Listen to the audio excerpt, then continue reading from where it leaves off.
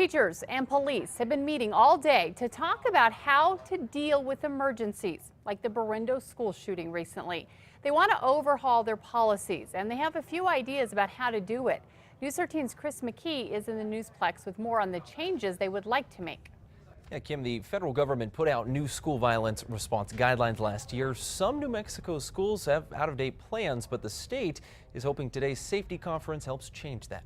Following the Berendo Middle School shooting in Roswell, it's become obvious to everyone in New Mexico law enforcement and education that every school needs a plan. It can happen in New Mexico and has. We've got to be safe and we've got to have a plan. So it's affirming we still have work to do. Dozens spent today learning the best ways to respond to school violence. National school safety experts say a lot has changed in just the last year, especially regarding lockdowns. Where they're really talking about the need for more than one response. Leading the safety talk for the Educators School Safety Network, Klinger says teachers can't just hide in classrooms anymore, but sometimes have to act before police get there. So that teachers have training that if they can leave, if they can evacuate students, that they would. If they can barricade the door to make it more difficult for the intruder to reach the students, that they can do that. She says many districts also don't have a plan in place to reunite kids with their parents after an incident. And it's something you can plan for ahead of time. School principals like Jill Gonzalez say they're learning. She says her kids are now taking part in active shooter drills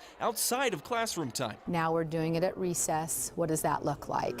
Doing a drill where we have them find an adult and scatter. On top of that, then we'll do an evacuation. Going forward, many local police departments say they'll meet with their local schools now to figure out how they can work together if there's an emergency and to make sure this planning doesn't go to waste. We have our own sides, but to make this efficient, it has to be gathered from each side, has their own personal touch that they bring in, and then we work together on it and discuss our strengths and our weaknesses. Experts also say they're seeing more kids sharing photos and information on social media during emergencies. There's even a hashtag on Instagram called Lockdown Selfie. The experts want teachers to encourage students to post about their personal safety, but not to cause panic or rumor about what's going on. Kim? Okay, thanks, Chris. Now, the state's public education department does require every school to have an emergency plan on file for different situations. Schools are required to update those plans every few years.